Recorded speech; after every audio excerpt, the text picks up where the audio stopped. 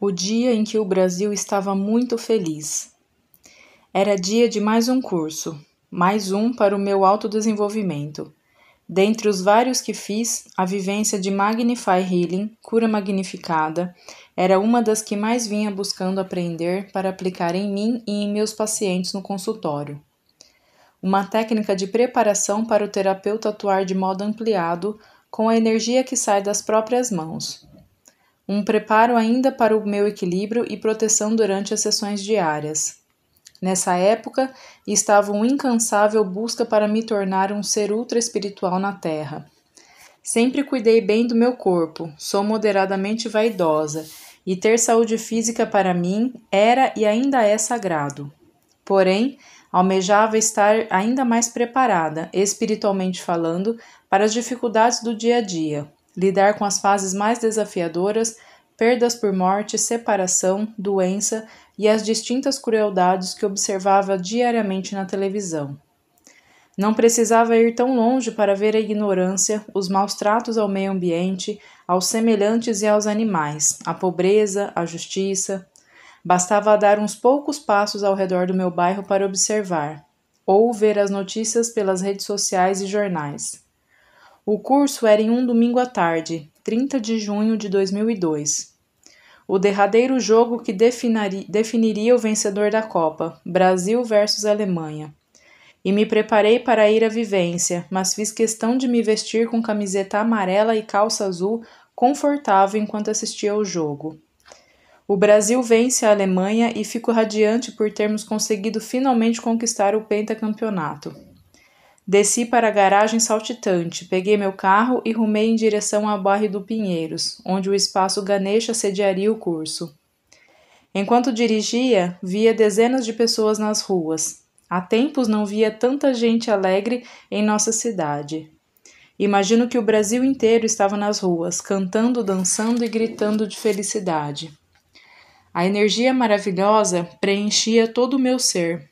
Quando cheguei ao curso, reencontrei amigas queridas que não via fazia muito tempo e abracei com muito carinho minha mestre Semanta, a facilitadora do curso e que havia sido minha mestra na massagem ayurvédica no início dos anos 90.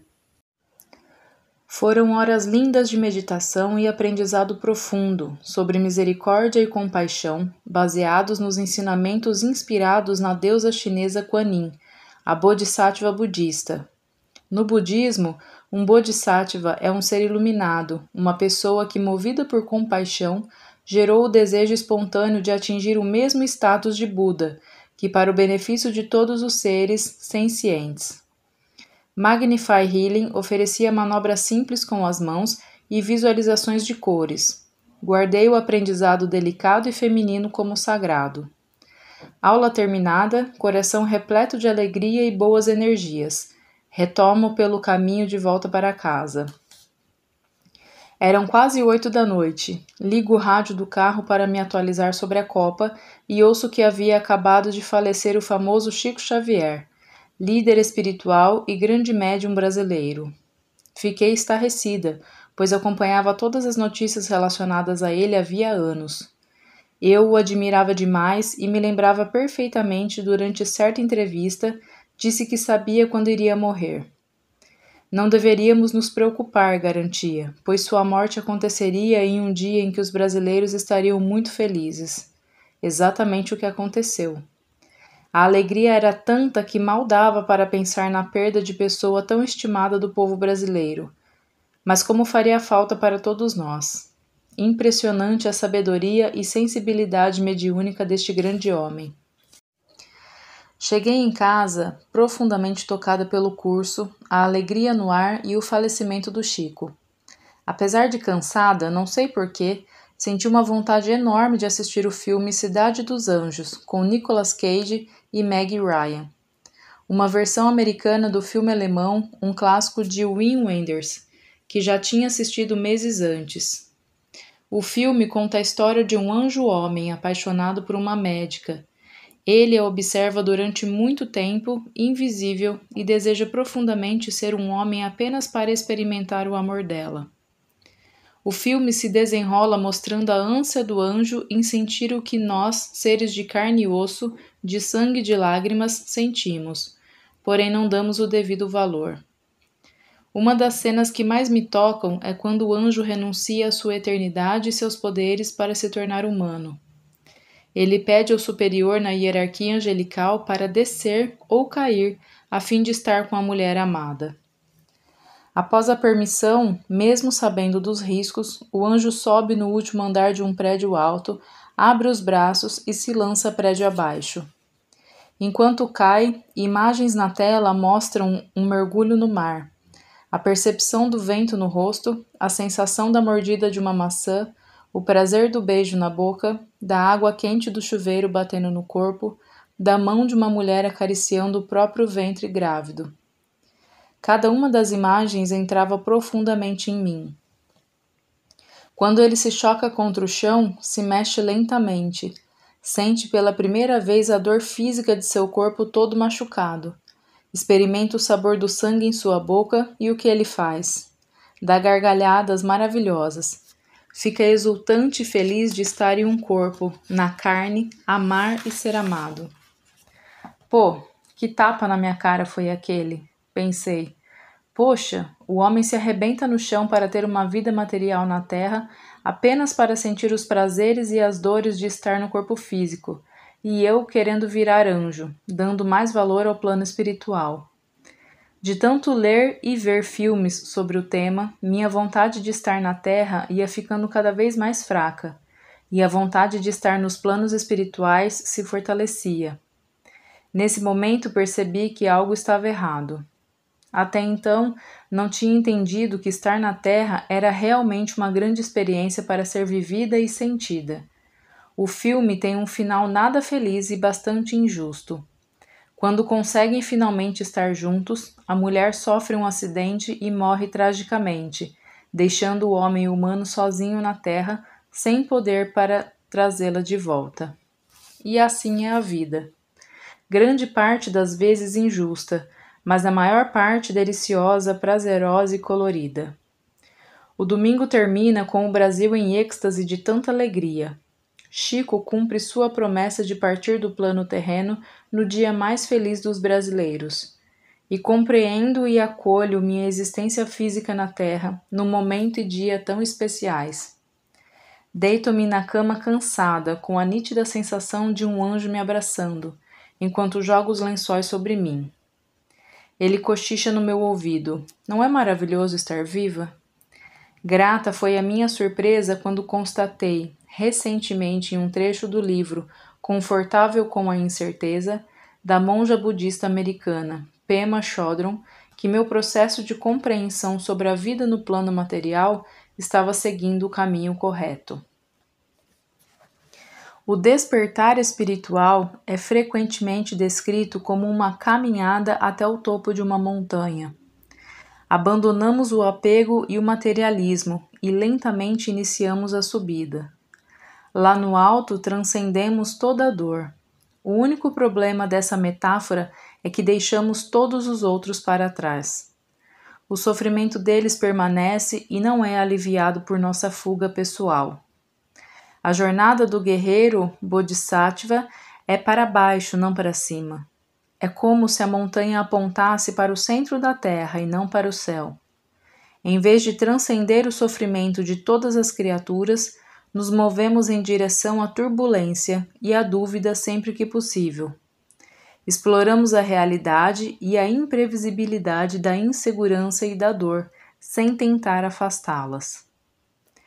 Compreendo e reforço então que o trabalho como seres humanos é subir a montanha, para depois descê-la e estender mãos e corações para os que pedem auxílio na caminhada. Um salto na consciência. O êxtase do amor divino. Em 2013, comecei a sonhar com a ideia de voltar para o meio acadêmico. A primeira turma de pós-graduação em Bases da Medicina Integrativa no Instituto Israelita de Ensino e Pesquisa do Hospital Albert Einstein, em São Paulo, já estava começando a se formar. Não daria mais tempo para eu entrar nessa turma, então me organizei para estar na segunda turma em 2014. Após preparativos para a matrícula e entrevista com o coordenador da turma, fui aceita. Seria a única do grupo atuando com massagens terapêuticas. Todos os outros estavam ligados à área médica ou formados em algo relacionado à saúde. Sentia-me muito orgulhosa por me permitirem estar com tantos colegas médicos e médicas e aprender com os melhores profissionais da saúde integrativa na época. Com certeza, minha longa experiência no II Emílio Ribas ajudou para aceitarem minha participação. A proposta do curso era discutirmos temas sobre as terapias integrativas e a medicina baseada em evidências e em quais momentos elas atuavam em conjunto para oferecer um tratamento integrado e humanizado para os pacientes. Foi uma atualização de um ano com temas surpreendentes e profundos. A integração da segunda turma foi tão forte que os laços, apesar da distância e dos anos passados, ainda permanecem. A sensação de ter voltado a estudar era deliciosa, afinal, terminei minha graduação em 1986. Depois disso, só fiz cursos livres e de curta duração. Fazer uma pós-graduação no mesmo ano em que faria 50 anos foi verdadeiramente um marco para mim. Inspirei-me no exemplo de minha mãe, que decidiu finalmente estudar psicologia aos 48 anos. Então, por que não voltar a estudar aos 50? Sensação gostosa de frescor, me sentia jovem. Em 2014, minha alma pedia um salto na consciência, não só em termos de crescimento pessoal, profissional e acadêmico, mas também de crescimento espiritual. Vinha me sentindo estagnada e negligenciando meu autodesenvolvimento. O aprendizado de autocuidado que o curso no Einstein me proporcionou foi apenas um reforço de algo que já sabia e colocava em prática. Mas lá estava a famosa voz, cochichando no meu ouvido. Vamos, Rosana, tá na hora de quebrar alguns paradigmas e ousar.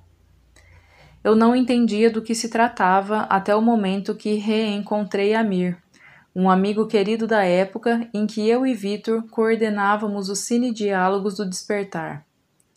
Amir me contou que tinha estado por um tempo em contato com os índios na tribo Funiô, em Pernambuco, para se cuidar de um câncer de pulmão. Disse que também se tratava em São Paulo, no Hospital Sírio-Libanês. Explicou-me que buscava sua saúde física e emocional na medicina da floresta e estava tão encantado com os resultados em seu corpo que resolveu se aprofundar no estudo e manuseio dessa medicina com os índios. Sua intenção era trazer essas vivências tradicionais para São Paulo, a fim de que mais pessoas tivessem acesso a esse conhecimento tradicional de nossos povos originários. Contou-me que promovia vivências com a planta ayahuasca em um sítio na região de Mairiporã. Já fiquei com o coração acelerado assim que ouvi a proposta dele. O pouco que sabia da bebida sagrada vinha do que eu assistia na televisão sobre as polêmicas seitas brasileiras do Santo Daime e da União do Vegetal. Amir também esteve com um período na Amazônia, quando aprendeu a fazer o rapé, usar o cambô, vacina extraído do sapo para aumentar a imunidade, e também vivenciar os efeitos enteógenos das plantas que compõem a ayahuasca. Enteógenas são plantas que, ao serem ingeridas, são capazes de alterar a consciência e induzir ao estado xamânico ou de êxtase. Significa literalmente manifestação interior do divino e deriva de uma palavra grega obsoleta da mesma raiz da palavra entusiasmo. Estado de arrebatamento e repleto de Deus, segundo Wikipédia. Talvez uma forma menos assustadora e pejorativa de chamar a ayahuasca de alucinógena. A ayahuasca é uma mistura que consiste na infusão do cipó Banisteriopsis cape e as folhas do arbusto Chacrona, Phycothra viridis. Quando pronta, fica com uma cor marrom escura e de consistência densa e sabor amargo. Impossível de viciar em algo tão ruim e que nos revira do avesso, mas que nos toca profundamente se soubermos apreciar com respeito. Como eu procuro estudar profundamente tudo de novo que desejo experimentar, e já que estava justamente aprendendo a fazer pesquisa científica na pós-graduação, fui atrás de toda evidência científica que pudesse validar uma experiência segura, caso eu decidisse vivenciar algumas das medicinas da floresta, propostas por Amir. E as vivências que encontrei, além de vários depoimentos e filmes que assisti, me convenceram de que estava pronta para ousar. Convidei o Vitor para me acompanhar, pedi para ele vivenciar em seu próprio corpo e poder me entender. E mais uma vez ele ficou ao meu lado, possivelmente movido pelo desejo de cuidar de mim, menos por interesse real dele. Vitor também era minha garantia de que se algo me acontecesse, me traria de volta para casa ou me levaria para um hospital. Noêmia, uma cliente e amiga, ao saber que iríamos, me perguntou sobre toda a vivência. Após minha explicação, quis participar e disse que iria com seu próprio carro e nos encontraríamos lá. Eu fui muito aberta para a experiência, sabia que tínhamos que nos alimentar de forma muito leve, sem ingestão de carne por pelo menos 24 horas antes da vivência, que começaria no início da noite de um sábado e duraria até as primeiras horas da manhã do domingo. Sabia também que poderíamos sentir enjoos, vômitos e desarranjo intestinal. No dia da vivência, chegamos no final da tarde no bonito sítio de Mairiporã, preparado para nos receber. Um enorme salão abrigaria mais tarde em torno de 40 pessoas com as mais variadas profissões e vindas de lugares muito distintos. Não conhecia ninguém dos presentes, a não ser o facilitador Amir, além de Vitor e Noêmia. Após breves apresentações, fomos convidados a comer uma sopa leve de legumes e algumas frutas, e água, bastante água. No horário agendado, começamos todos sentados em colchonetes ou sofás no grande salão. Amir fez uma apresentação e deu as boas-vindas para todos os presentes. Fiz também uma interessante explanação sobre como se daria a prática do uso do rapé na bebida ayahuasca e também sobre a sananga, uma espécie de colírio que também faria parte da vivência, caso alguém quisesse experimentar. Devido ao meu trauma na queimadura nos olhos, preferi desistir de usar a sananga. Amir explicou ao grupo sobre o significado dos termos ego colaborador e ego sabotador. O primeiro diz respeito a uma área da nossa mente que nos orienta como uma voz sábia, amorosa, nossa sabedoria interior, nosso eu superior. O segundo aparece em nossa mente querendo realmente nos sabotar, nos colocando para baixo, nos deixando inseguros, nos recriminando e culpando. Não entendi bem o porquê deles nos dar essa explicação, mas comentou que se ficássemos atentos a esses dois estados mentais durante a cerimônia. Noêmia se sentou do meu lado direito, no chão. Eu fiquei no canto direito de um pequeno sofá ao lado dela. Vitor se sentou do outro lado do salão, na minha diagonal direita. Pedia internamente para Deus para que tudo corresse bem com ele e com minha amiga, mas estava preocupada com eles. A cerimônia é iniciada por Amir, com alguns cânticos indígenas e mantras. Em seguida, as pessoas fazem uma fila na sua frente para receberem o primeiro sopro com o rapé. Vou para a fila após algum tempo. A orientação é a de que na hora de que o pó do rapé fosse soprado em minhas narinas, através de uma espécie de canudo chamada de tepi, deveria segurar a respiração e fechar a garganta para não engolir. O pó precisaria subir para a cabeça. Consegui fazer isso já na primeira tentativa. Espirrei em seguida. Voltei para meu canto no sofá. Alguns minutos depois, comecei a sentir minha cabeça muito leve, uma sensação deliciosa que me fazia dar gargalhadas. Começou bem. Não tanto para Noêmia. Ela começou a passar mal e teve ânsia de vômito. Parece que com o Vitor nada acontecia de muito relevante. Muito racional, dizia Amir. Para ele, mais uma dose de rapé e ayahuasca para dar uma chacoalhada. Alguns auxiliares do Amir ficavam a postos, caso alguém estivesse passando mal e aplicavam o reiki. Após todos terem experimentado o rapé, Amir inicia uma nova fila, dessa vez para a ingestão do pequenino copo descartável de café com a bebida ayahuasca. Uma pequena fatia de maçã é oferecida para quebrar o sabor amargo do chá. Que bom que pensaram nisso. Era realmente um sabor muito ruim. Após minha primeira ingestão, voltei para o meu canto no sofá, observando Noêmia ainda sendo cuidada pelos auxiliares, e fiquei de olhos fechados sob a orientação do Amir, ouvindo as fortes músicas que tocavam ao longo de toda a vivência. Percebia que a música ia ficando mais forte e meu corpo mexia de acordo com cada acorde, independente da minha vontade. A sensação era de que todos os sons ao redor estavam hiperampliados. Fiquei durante umas 2 ou 3 horas sob o impacto dessas músicas, enquanto sentia leve enjoo que eu controlava com uma respiração ritmada. Eventualmente, sentia a necessidade de correr para o banheiro mais próximo, pois a bebida havia soltado bastante meu intestino. Até a simples vivência diária de ir ao banheiro se tornou uma sensação hiperrealista e forte. Eu só dava risadas, achando tudo muito esquisito. Bebia mais água e retornava para o sofá. Comecei a me preocupar com a Noêmia, que continuava estacionada na vivência de rapé. Foi quando notei uma voz na minha mente falando: "Quem mandou você a convidar? E se algo sério acontecer com ela? Como vai lidar com essa culpa?" Era meu ego sabotador falando claramente na minha tela mental, como se alguém tivesse se materializado na minha frente e falasse comigo. Em seguida veio uma outra voz e diz: "Noêmia veio sozinha com o carro dela. Você não a trouxe. Ela sabe muito bem do que se trata a vivência. Tudo lhe foi explicado. É uma mulher adulta. A decisão foi dela. Você não é responsável pelo mal-estar que ela sente. Relaxe e confie." Nesse momento ficou clara a explicação do Amir. O ego colaborador falou então: "Chega de se preocupar com os outros. Agora é momento de olhar somente para você. Você não tem controle de tudo." Compreendi e entreguei os pontos. Me virei de lado no sofá e fechei meus olhos.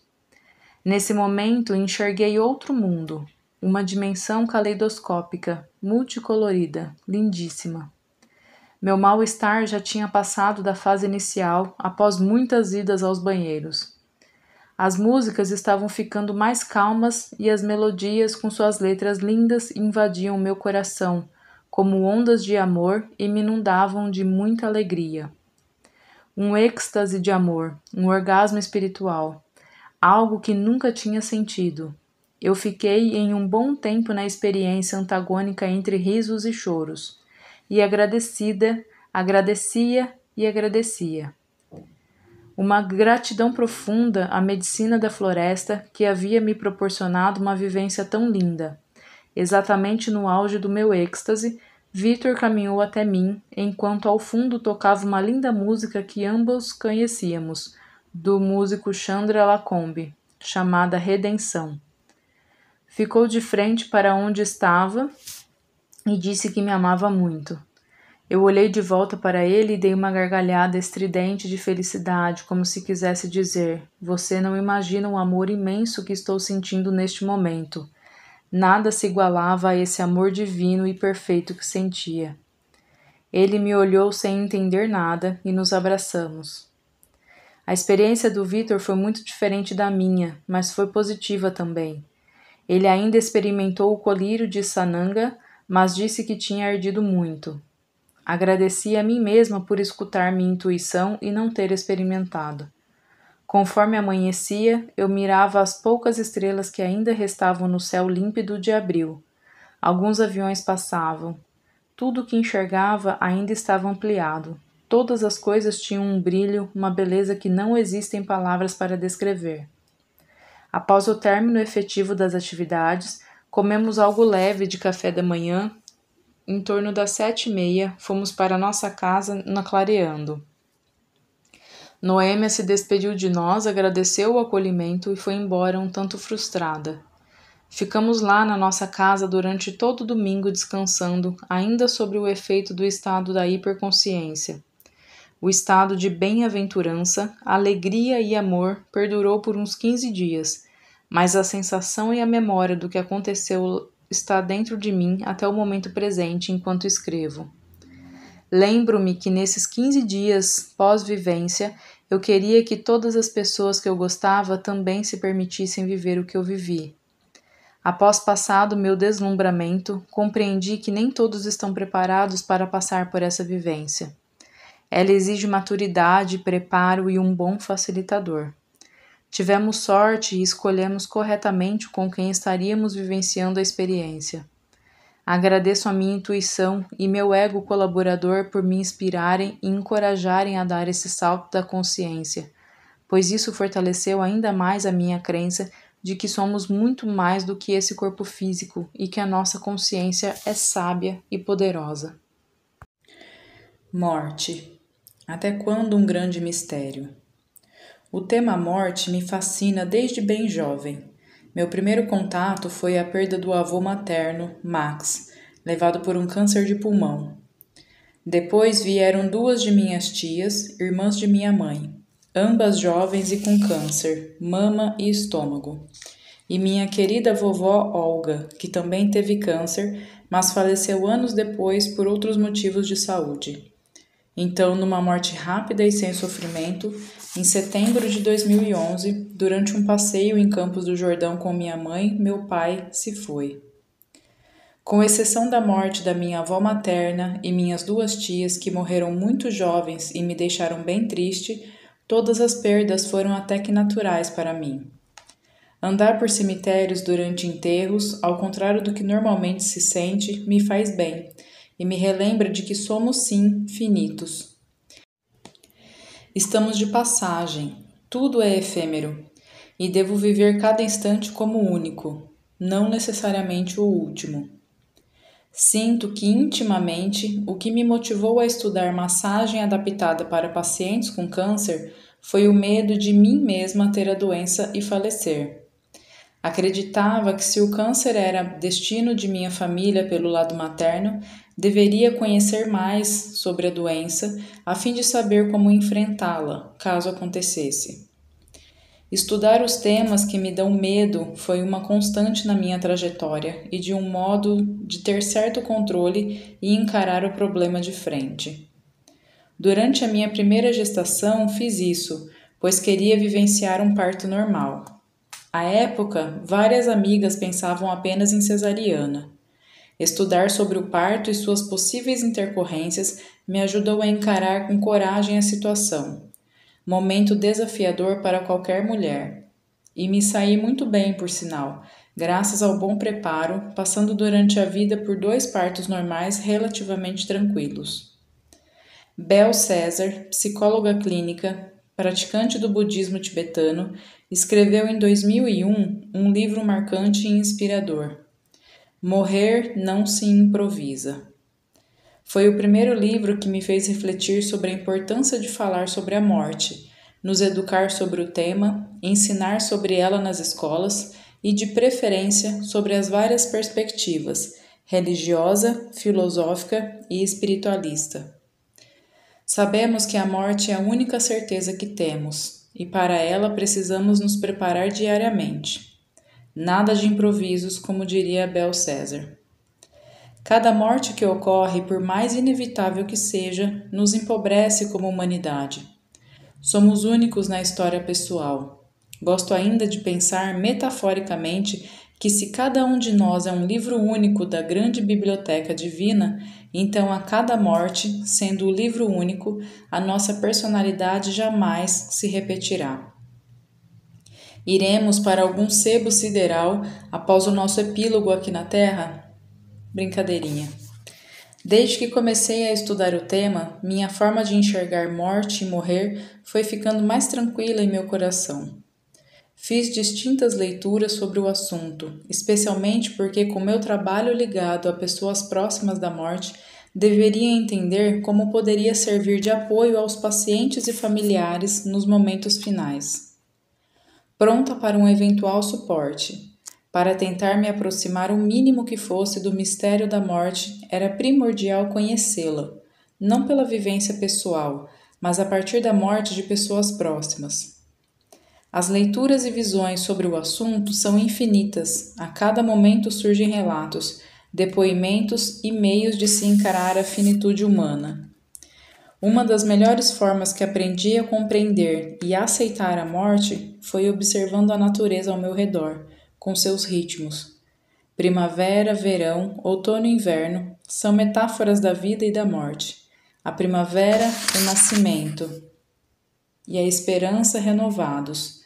Verão, infância e juventude, alegrias, vivacidade, alta energia concentrada para viver o máximo.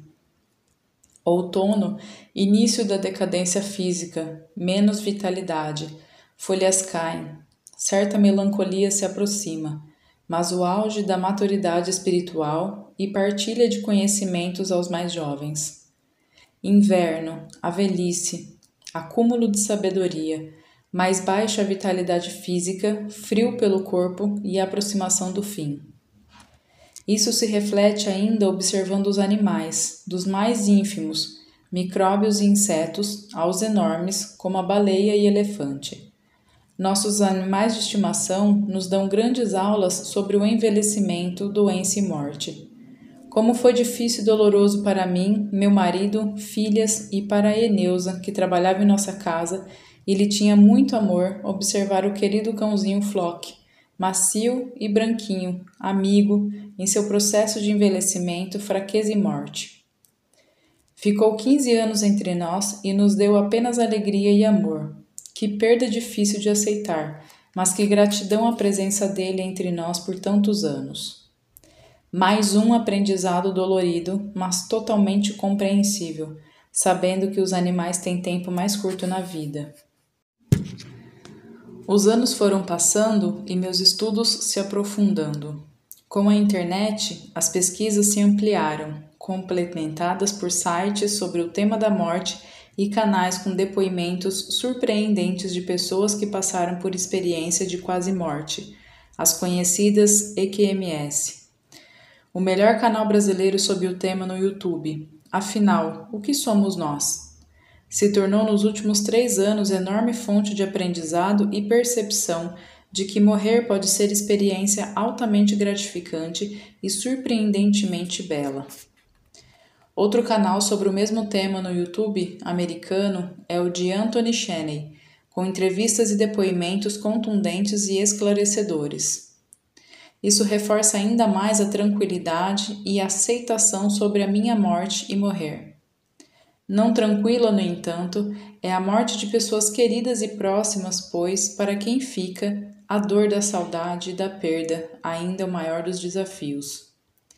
Quero deixar registrado aqui que, caso fique doente e necessitada de cuidados perto da morte, é de que eu seja tratada com delicadeza. Esta é para mim uma necessidade primordial, seja por quem for que estiver ao meu lado. Tenho absoluta certeza de que morrer não é algo ruim, pelo contrário, e por isso entendo que a morte deve permanecer um mistério para boa parte da raça humana, ou ao menos até quando estejamos preparados e evoluídos o suficiente para valorizar a vida no plano material, neste planeta. E ainda entender que devemos estar aqui e viver o melhor possível até a nossa consciência, nosso eu maior, nosso Ruach, espírito ou sopro da vida, em hebraico. Sair e continuar para a próxima morada, pelo rompimento dos últimos laços com o corpo físico. Se algumas pessoas, já desesperançosas da vida, tivessem a certeza de que morrer fosse bom, tirariam a vida imediatamente. Mas não seria nada bom para elas e para os próximos a elas. Um sofrimento desnecessário e desesperador para os que ficam. Por isso existem tamanha sabedoria nesse mistério sobre o que é a morte e sobre a importância de ficarmos nessa incerteza do que acontece do lado de lá. Somos seres finitos nesse corpo atual. Esta é a única certeza que temos. Mas quando o carretel de linha da vida chega ao final, a única coisa que nos traz paz é a aceitação e a certeza de uma vida vivida de forma plena, com nossos valores e melhores intenções apesar dos tropeços. Compartilho a seguir o majestoso texto da doula e coach da morte-luto, a americana Sarah Care. Apresenta uma linda forma de lidar com a morte de alguém querido. Morte esperada. Quando alguém morre, a primeira coisa a fazer é nada. Não saia correndo e chame a enfermeira. Não atenda ao telefone. Respire fundo e esteja presente na magnitude do momento. Há uma graça em estar ao lado da cama de alguém que você ama enquanto eles fazem sua transição para fora deste mundo. No momento em que eles dão o último suspiro, há uma incrível sacralidade no espaço. O véu entre os mundos se abre. Estamos tão despreparados e destreinados em como lidar com a morte que às vezes surge uma espécie de reação de pânico. Eles estão mortos. Sabíamos que eles iriam morrer, então o fato de estarem mortos não é uma surpresa. Não é um problema a ser resolvido. É muito triste, mas não é um motivo de pânico. De toda forma, a morte deles é motivo para respirar fundo, parar e estar realmente presente no que está acontecendo. Se você estiver em casa, talvez coloque uma chaleira no fogo e faça uma xícara de chá. Sente-se à beira da cama e apenas esteja presente à experiência no quarto. O que está acontecendo para você? O que pode estar acontecendo com eles? Que outras presenças estão aqui que podem apoiá-los em seu caminho? Sintonize em toda a beleza e magia. Pausar dá à sua alma a chance de se ajustar, porque não importa o quanto estejamos preparados, uma morte ainda é um choque. Se entrarmos no modo fazer e ligarmos para o apoio de um serviço de emergência, nunca teremos a chance de absorver a grandiosidade do evento. Dê a si mesmo 5, 10 minutos ou 15 minutos apenas para ser. Você nunca terá esse tempo de volta se não o fizer agora. Depois disso, faça a menor coisa que puder. Ligue para a pessoa que precisa ser chamada. Envolva quaisquer sistemas que precisam ser engajados, mas envolva-os no nível mais mínimo. Mova-se muito, muito devagar, porque este é um período em que é fácil para o corpo e a alma se separarem. Nossos corpos podem galopar para frente, mas às vezes nossas almas não alcançam. Se você tiver a oportunidade de ficar quieto ou estar presente, aproveite. Aceite e ajuste-se ao que está acontecendo. Então, quando o trem começar a rolar e todas as coisas que acontecem depois de uma morte acontecerem, você estará bem mais preparado. Você não terá a chance de recuperar o fôlego mais tarde. Você precisa fazer isso agora. Estar presente nos momentos após a morte é um presente incrível para si mesmo. É um presente para as pessoas com quem você está. E é um presente para a pessoa que acabou de morrer. Eles estão a um fio de cabelo de distância. Eles estão apenas começando a sua nova jornada no mundo sem um corpo. Se você mantiver um espaço calmo ao redor do corpo deles e na sala, eles ascenderão de uma maneira mais bonita. É um serviço para ambos os lados do véu. Fico aqui imaginando, e se todos tivéssemos sido educados para esse momento de forma como ela afirma? Não estaríamos mais em paz com a nossa vida e teríamos menos a morte de nossos queridos e queridas? Vamos viver então o melhor que podemos, com intensidade, com amorosidade e de modo mais leve e genuíno, e saibamos morrer com a alegria e gratidão por termos vivido os melhores e mais maravilhosos dias na Terra. A arte do cuidar. Consertar, ajudar ou servir. Em agosto de 2002, já com 39 anos, dei o primeiro passo efetivo em direção a um dos meus sonhos: aprender como adaptar as técnicas de massagem terapêutica para pacientes com câncer em ambiente hospitalar. Após meses de preparativos para participar de um curso tão específico como aquele, lá estava eu entrando no avião rumo a Oregon, nos Estados Unidos. Não gosto muito de viajar de avião, mas algo maior me guiava e me dava coragem para prosseguir sem medo. Podia realmente sentir uma presença forte me acompanhando. Meu voo tinha uma parada em Chicago. Daqui até lá tudo transcorreu perfeitamente. Deu até para me deitar nas 5 poltronas do avião, pois o voo estava quase vazio. Cheguei em Chicago descansada. O aeroporto era imenso e incrivelmente moderno e bonito. Havia luzes de neon de todas as cores, piscando no mesmo ritmo de uma música celestial. Enquanto me dirigia pelas esteiras rolantes até a asa de conexão para o meu próximo voo para Portland. Continuei me sentindo guiada e abençoada por estar fazendo a viagem. O voo para Portland não poderia ser diferente da primeira escala. Céu de brigadeiro, montanhas majestosas de Wyoming e Montana e depois um inesquecível vulcão, o Mount Wood. Coberto de neve em pleno verão americano, apontavam a chegada à cidade de Portland, no Oregon. Havia chegado ilesa ao meu destino. Ufa! Meu curso durou apenas 5 dias. O primeiro encontro com a professora do curso, Gayle MacDonald, e as demais 7 mulheres de outros estados americanos aconteceu na Oregon School of Massage, a maior e mais bem equipada escola de massoterapia da cidade.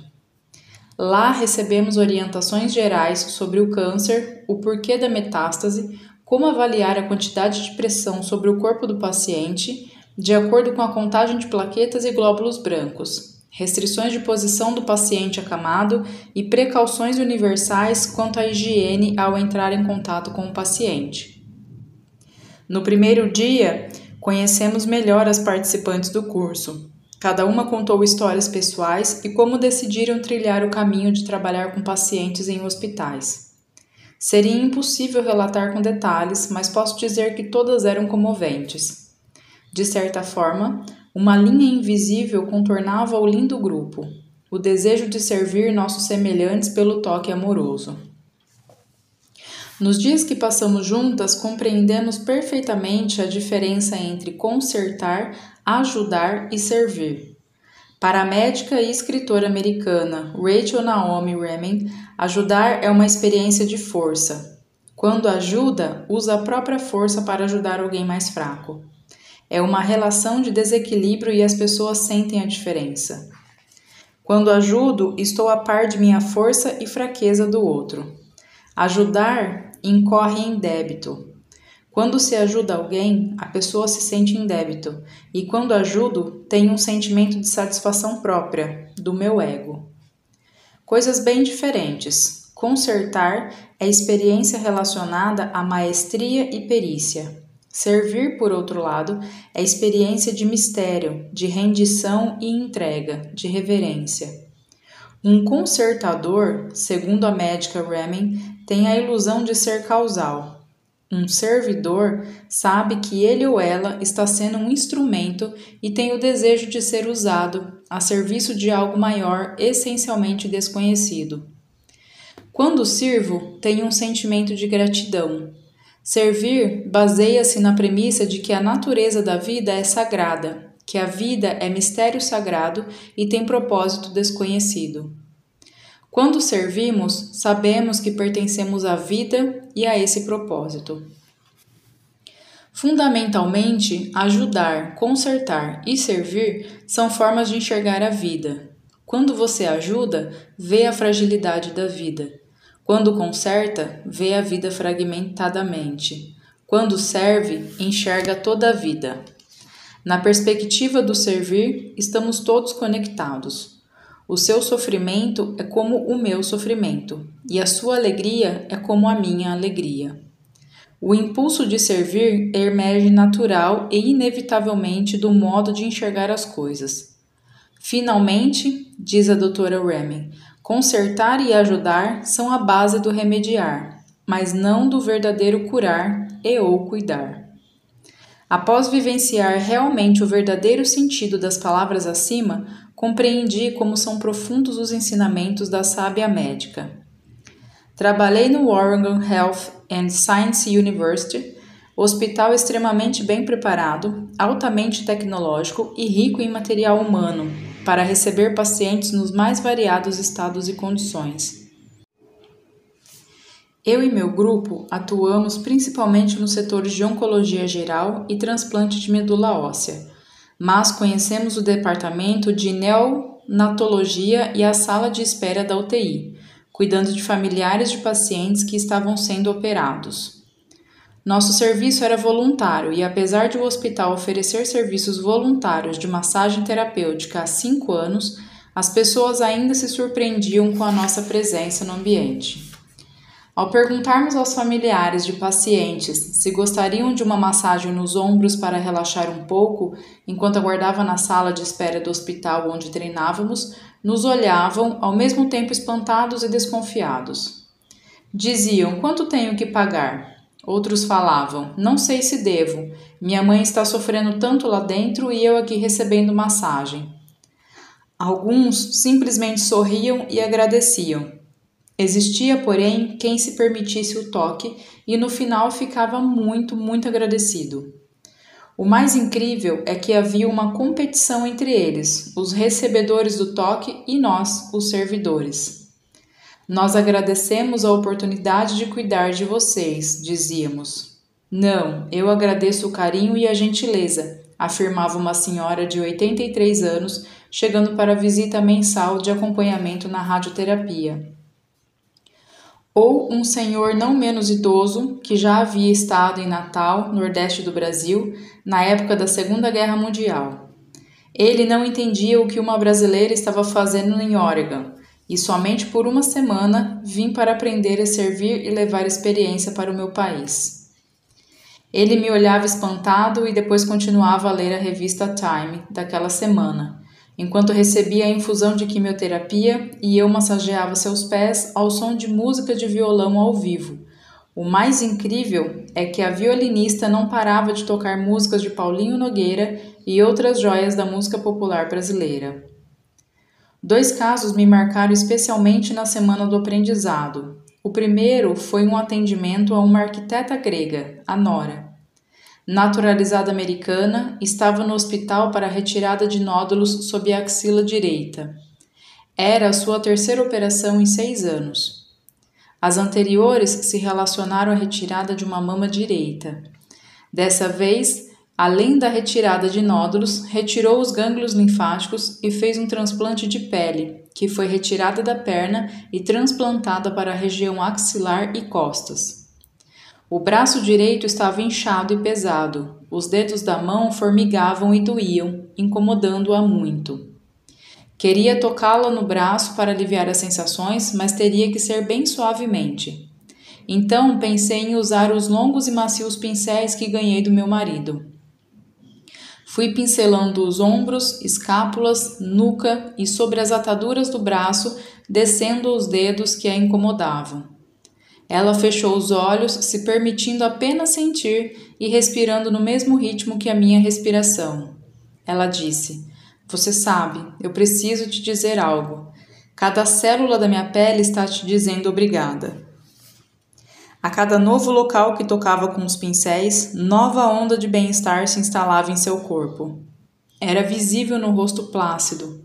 No final, o braço estava sensivelmente mais leve, já não sentia mais a desagradável sensação de formigamento, segundo as suas palavras. Fiquei sabendo no dia seguinte que já tinha ido embora para casa, pois estava bem melhor e teve alta um dia antes do esperado. Fiquei extremamente grata pela experiência que ambas vivemos. Trabalhar com os pincéis foi totalmente inesperado. Achei que não iria usá-los, não me seria permitido em um ambiente hospitalar devido a uma possível contaminação. Não tinha a menor pretensão de achar que resolveriam todos os problemas, mas de alguma forma se tornaram pincéis mágicos, pintando a mulher com as cores invisíveis do amor e compaixão.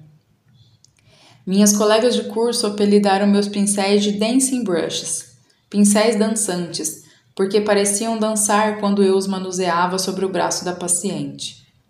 Nunca esquecerei do seu rosto iluminado, acho que ela nunca esquecerá o meu.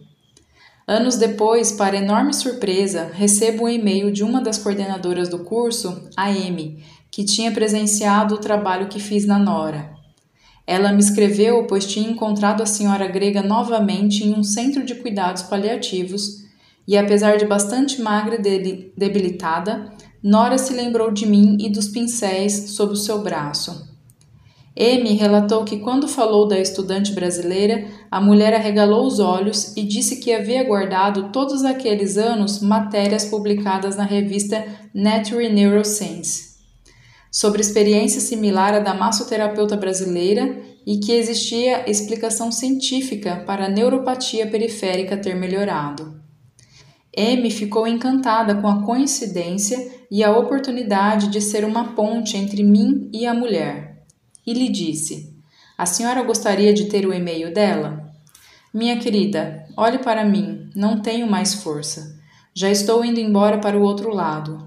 Por favor, mande a matéria em meu nome e diga que ela fez toda a diferença na minha vida naquele dia que me tocou." Quando li isso, chorei.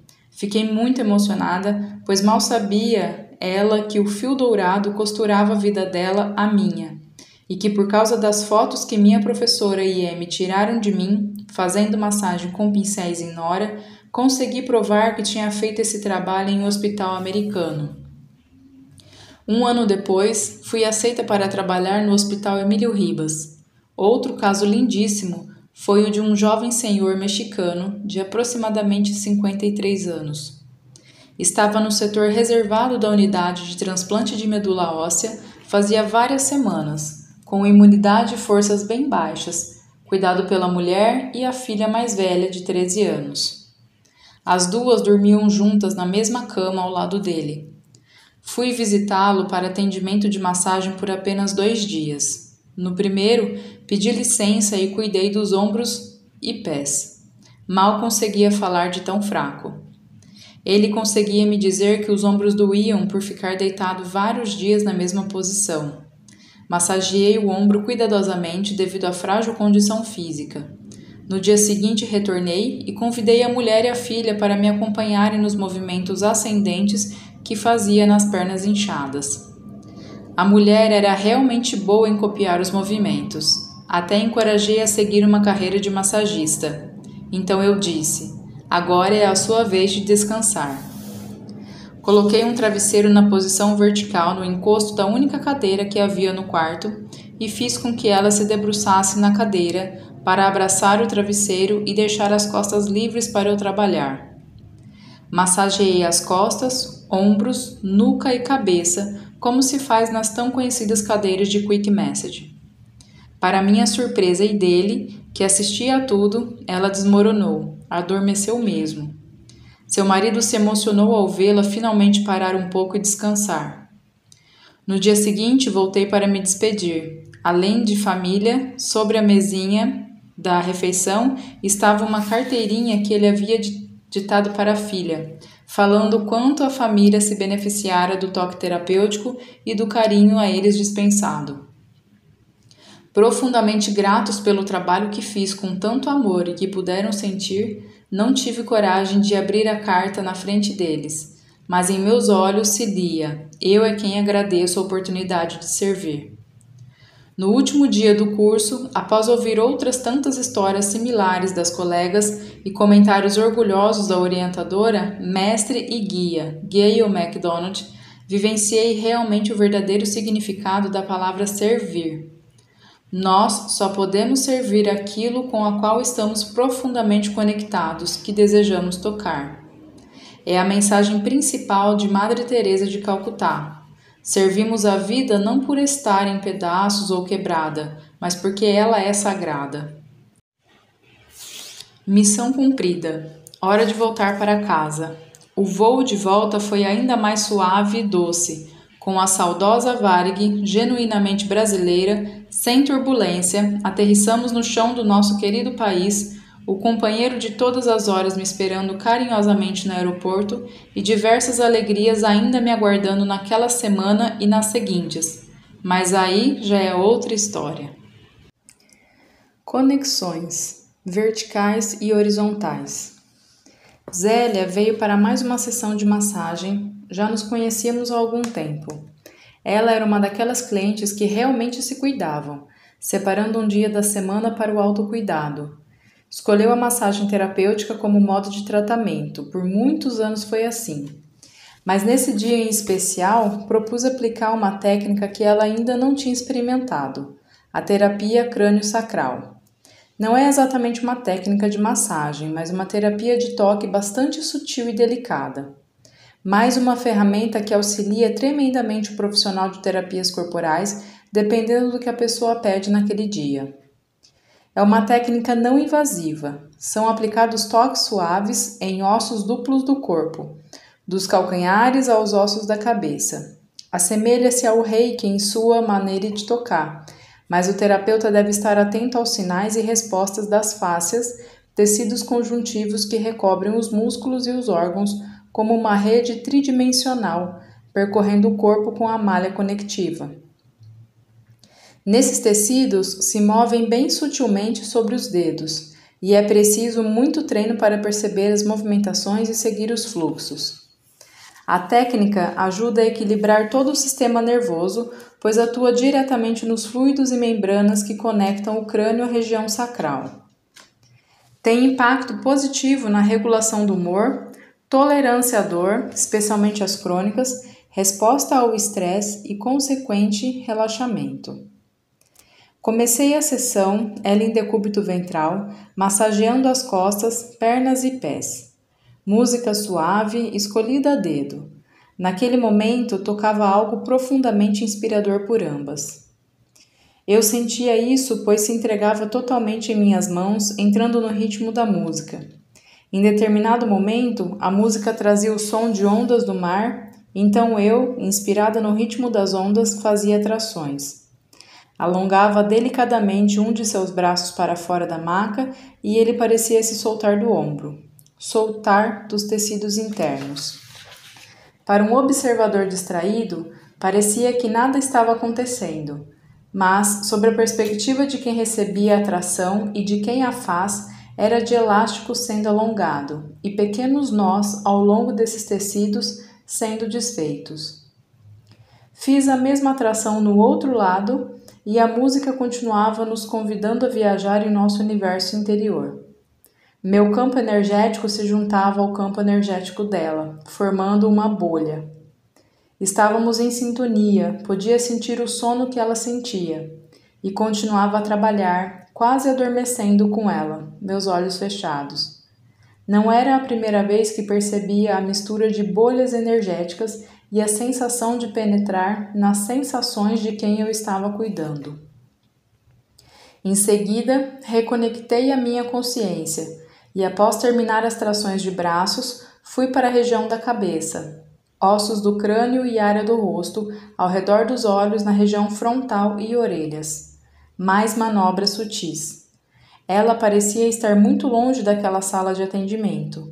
Já em profundo estado de relaxamento, coloquei uma das minhas mãos sobre a região do osso sacro e outra sobre a região do occipital, na base do crânio. Percebi assim por uns 2 minutos, sentindo ondas e movimentos sutis do líquido cefalorraquidiano subindo e descendo da coluna. Apenas acompanhava, seguia o suave fluxo. Terminei a sessão e pedi para voltar ao estado de consciência presente, sentindo seus pés e mãos movimentando o corpo conforme a exigência. Quando Zélia abriu os olhos, me contou bem espantada que algo inusitado havia acontecido. Em determinado momento, se viu em uma praia e disse que a música e o toque a tinham transportado para esse lugar lindo e pacífico. Comentou que o braço parecia estar muito comprido.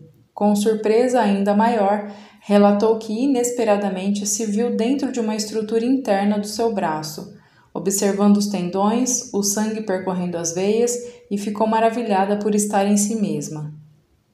Mas assim que teve consciência que estava visualizando o próprio braço por dentro, em segundos perdeu a conexão com a sensação e voltou à realidade da sala e de mim trabalhando em seu corpo. Fiquei maravilhada com a experiência. Conversamos e discutimos sobre como o fenômeno poderia acontecer. Pouco tempo depois, atendi a outro cliente que também frequentava a minha sala semanalmente e me confidenciou o pavor de morrer. Contei que estava começando a estudar o tema e tinha desejo de assistir às palestras sobre projeção astral, fenômeno que proporciona a saída da consciência do corpo físico para se projetar em outras dimensões, ou seja, me intrigava compreender a possibilidade de que poderíamos viver a partir de uma consciência maior, fora do corpo físico. Compreendido e vivenciado o fenômeno, não haveria mais temor da morte. Assim, usei a desculpa de auxiliar meu cliente e amigo a reverter seu medo da morte e marcamos de nos encontrar para assistir juntos às palestras do renomado pesquisador do fenômeno de projeção astral, Professor Wagner Borges, do IPPB, Instituto de Pesquisas Projeciológicas e Bioenergéticas do Ipiranga, em São Paulo. No dia da palestra, o salão estava lotado, mais de 100 pessoas. Fiquei encantada com um mundo ainda muito novo e desconhecido para mim.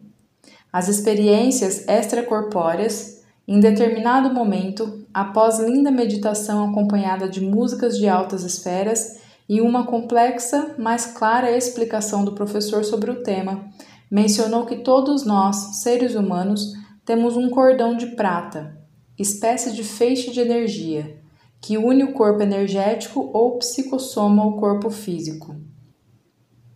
Explicou ainda que o cordão parte da área da cabeça por meio dos chakras, centros de energia, coronário e frontal, e ao que tudo indica, da glândula pineal dentro do crânio, principalmente na região occipital, na nuca.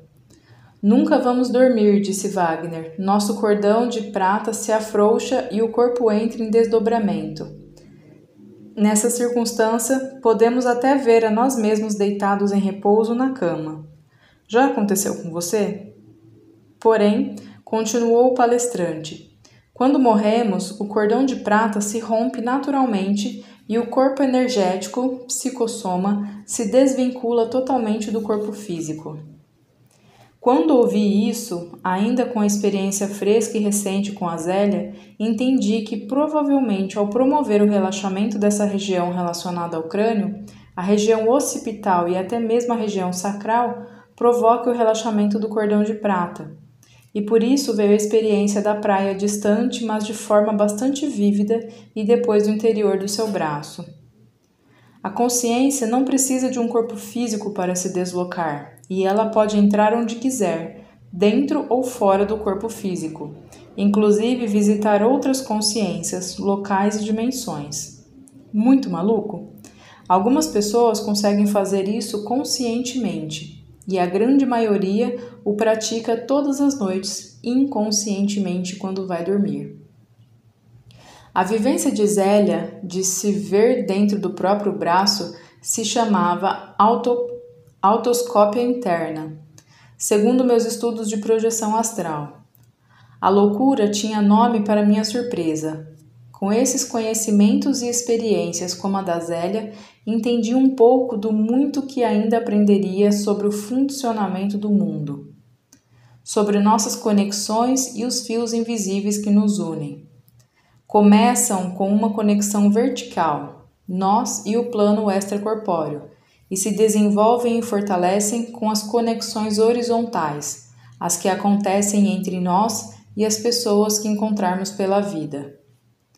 Outro dia recebi o desenho da estudante eslovena Anja Rosen, de 13 anos, ganhadora do concurso internacional Plecat Miro, que ilustra bem o emaranhado. A imagem mostra 2 braços recobertos com os desenhos da Terra que tricotam pequenos seres humanos ligados uns aos outros. Segundo a sábia menina, todas as pessoas estão unidas, e se uma pessoa se solta, todos caem.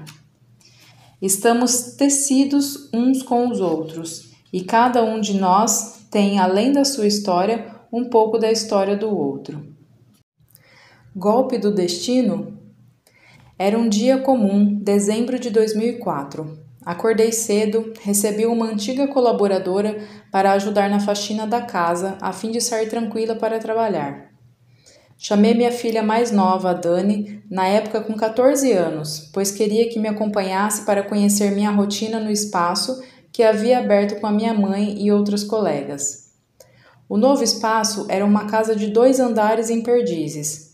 No andar térreo, montei uma linda livraria, a Vita Luz, voltada a temas de saúde integrativa, na época, saúde holística, esoterismo, nova era e temas afins. No andar superior ficavam minha sala de massagem e salas de atendimento em psicologia, estética, yoga, reiki e RPG.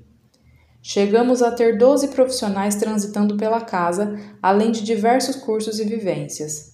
Foi uma época de muita produção e desenvolvimento pessoal, com grandes oportunidades para criar pontes ou conexões com pessoas de todos os lugares.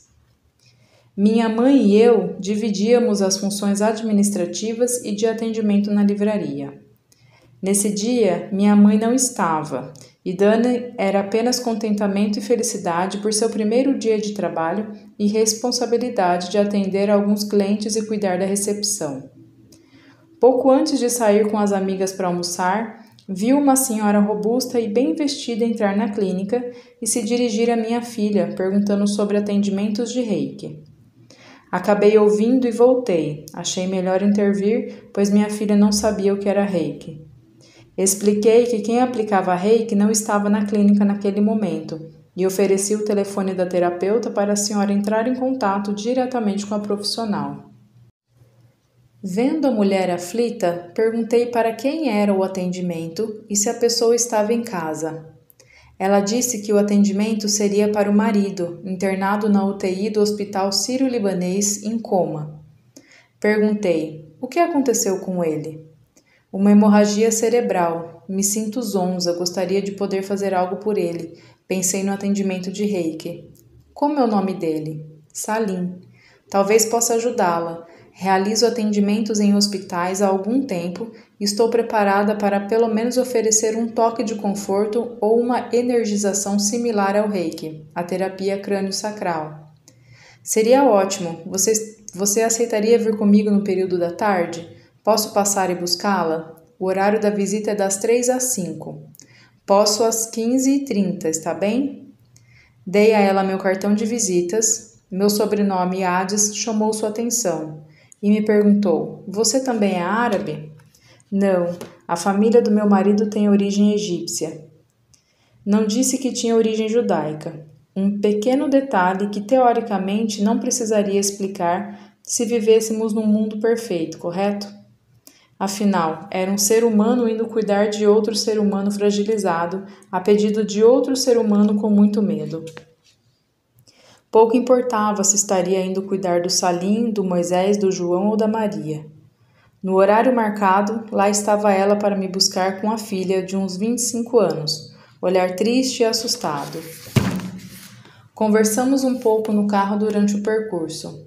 Queria sentir o que esperavam do meu trabalho, entender o que desejavam lhe oferecer. Deixei claro que era apenas um ser humano e que tudo aconteceria por intermédio e intervenção divina. Seria apenas um canal para isso acontecer. Não desejava que depositassem em mim expectativas excessivas. Se ao menos abrisse os olhos e se despedisse, ficaríamos felizes. Quando chegamos ao hospital, nos dirigimos imediatamente ao andar da UTI. Uma das filhas estava no quarto com o pai.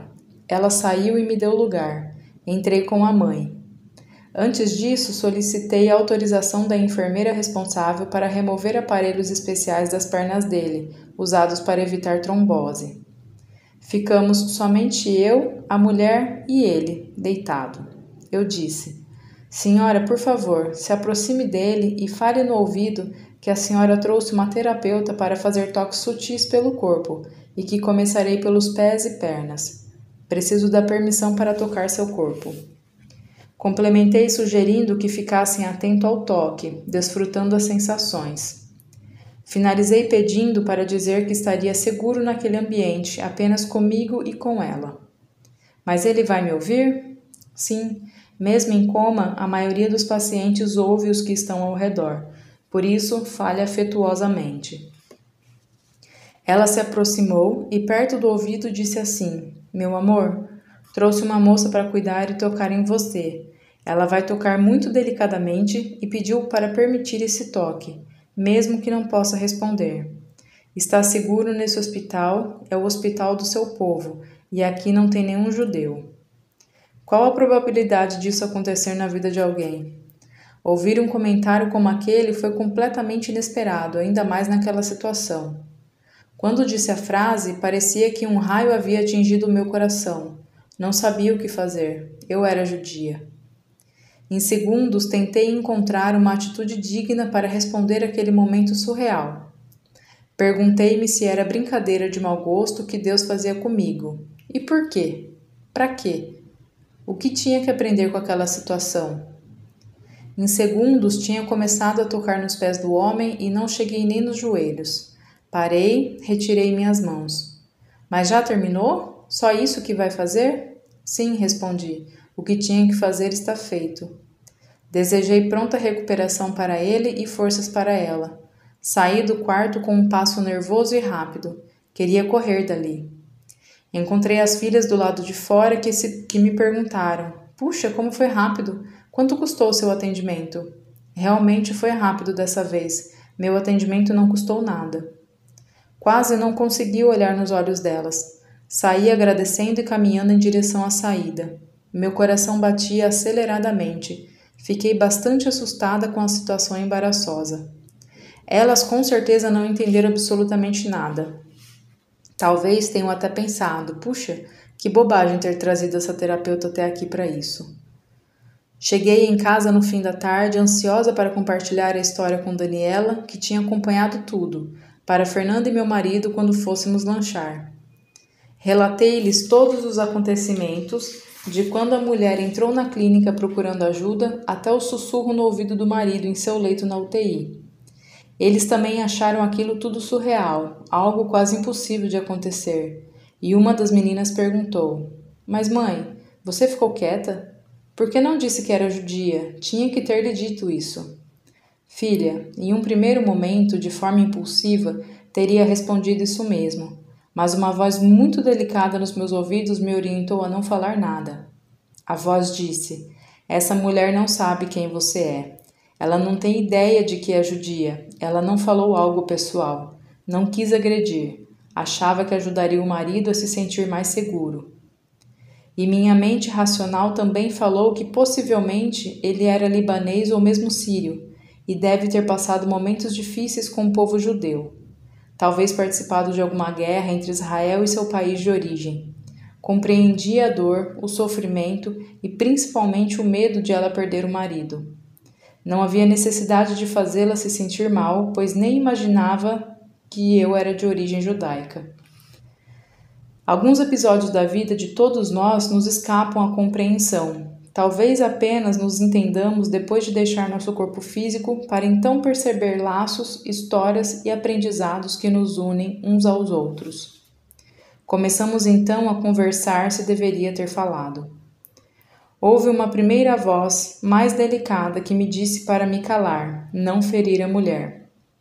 E uma segunda, mais firme, que completou: se contar sua origem e ele vier a falecer depois de ter sido tocado, a mulher dirá que a culpa é sua.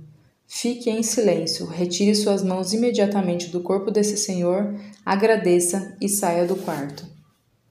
A história me marcou profundamente. Tanto é assim que somente de me lembrar e escrever neste momento meu coração acelera. Nunca entendi qual exatamente foi a lição. A mulher nunca soube o que me aconteceu porque parei o trabalho tão abruptamente. Não sei se ele faleceu pouco tempo depois ou se sobreviveu por alguns ou muitos anos. Não sei quem é essa família e espero que estejam todos bem, mas aprendi que a vida prega peças e aquele tinha sido um inusitado golpe do destino. Acho que agi de forma madura, profissionalmente falando, e ao mesmo tempo respeitei meu sentimento ao não prosseguir com o atendimento. Espero que algum dia, quando já não estiver mais nessa dimensão, encontre o Sr. Salim para me explicar o motivo do nosso encontro ou reencontro tão estranho. Um laço foi criado? Ou já existia antes dessa vida e por isso me reencontrei com ele?